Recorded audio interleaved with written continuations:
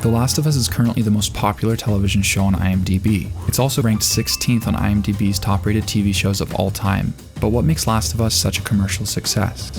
What makes it so well received by the public? First, let's jump into the concept of risk versus reward. Human beings are highly influenced by standards, and while we cling on to things that seem familiar, we also get bored of them. Let's look at the premise of a cliché. We start with someone innovating, contemporaries then emulate that person until it becomes oversaturated, and eventually we become tired of it.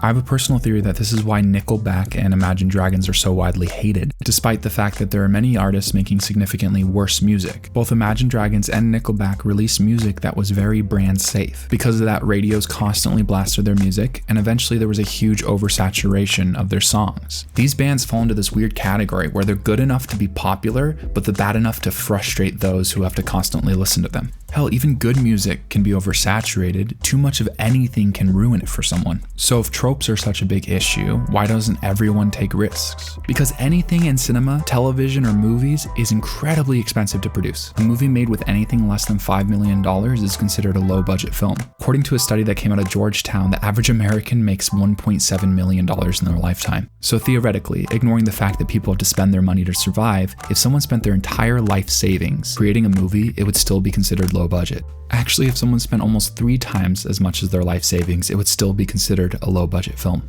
And you know who's incredibly risk adverse? Financial investors. And that comes back to the first part of this video, risk versus reward. If more people are risk adverse, then there's higher rewards for those who take the risk. And there are absolutely studios, shows, and movies taking big risks. Everything Everywhere All at Once had a budget of $25 million, but grossed over $180. That's possible because of the risk taken by A24 and everyone involved in creating the story. I really believe that's the central core to A24's strategy, taking risks. A lot of the movies they release have not been well received, but those that are remarkable. If we look at top grossing film and television, they have huge budgets. But if we ignore the money for a second and just talk about our favorite shows, our favorite movies, pretty consistently they did something innovative. They did something that resonated with us, something different. They took a risk. So let's take that and apply that to The Last of Us. I believe episode 3 was a very risky decision. And it's easy to see that in retrospect. Here's a graph where I purposely left out episode 3 of how many reviews each episode has gotten on IMDb. As expected, newer episodes don't have as many reviews, but if we add episode 3 to the equation, suddenly we see a huge disparity in ratings. Looking at the distribution of the reviews on episode 3 showcases a very clear image. People who didn't like it really didn't like it. I believe a majority, if not all of these 1-star reviews are coming from a place of review bombing. A lot of people are very angry that they have gay characters in the lead.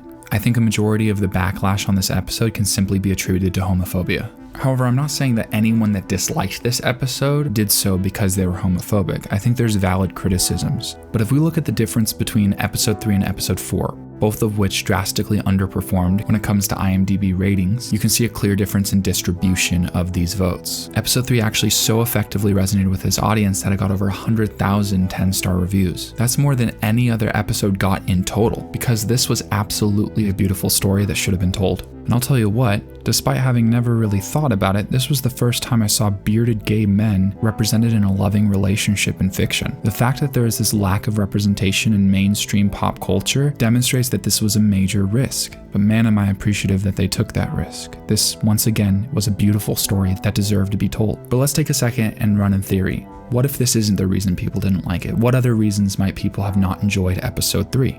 One valid criticism I saw from someone was that episodes 1 and 2 were very intense, fast-paced, and full of action, and episode 3 was a step away from that. But I believe the best art has a strong emotional diversity, because this story isn't just about action, and episode 3 serves the purpose of breaking away from that preconception.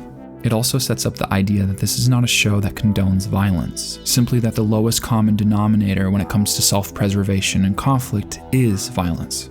There's an oversimplification in the way violence is represented in media, this idea that it's non-consequential, that someone can walk in, kill a bunch of people, and solve every problem. But extremely violent circumstances are traumatic, even in self-defense, because I believe the conscious decision to enact violence, even in the most justified context, is still the lesser of two evils. I think the purpose of The Last of Us is to deep dive into the human condition, specifically how human beings might respond to a post-apocalyptic setting. Because The Last of Us is a character-driven story, and one of the best ways to imply magnitude is context. So they chose to change the story, to take a risk. I feel like it's generally rare to see a completely self-contained story from start to finish in a single episode, in ways that feel mostly unrelated to the main characters. But part of the reason I think that this episode was so successful is because of the risk they took. It was a beautiful, melancholy love story in the middle of a heartbreaking world. It wasn't a change they had to make. The Last of Us is an adaptation of an amazing story with a huge fan base behind it. Even if the adaptation was almost a carbon copy of the original game, simply by taking the story and putting it in a more approachable medium than a Sony exclusive video game, The Last of Us would likely have been successful. But the risk they took created one of my favorite episodes in recent television history. One I didn't know I wanted. One that has almost 50,000 more 5-star reviews than the next most appreciated episode on IMDb. In taking that risk, they created a divisive product, but in my opinion, that allowed it the opportunity to soar higher than it would otherwise. And this isn't the only risk they're taking. This is not a perfect show. Some decisions they've made I didn't agree with or enjoy. However, this ambition, the decision to take risks, it makes me believe that this show will be unique, something that will transcend from a solid adaptation of a masterpiece to a masterpiece in its own right. The Last of Us didn't need to take risks, but it did, and all I can do is be excited to see what comes next. Thank you, and subscribe for more Last of Us content next week.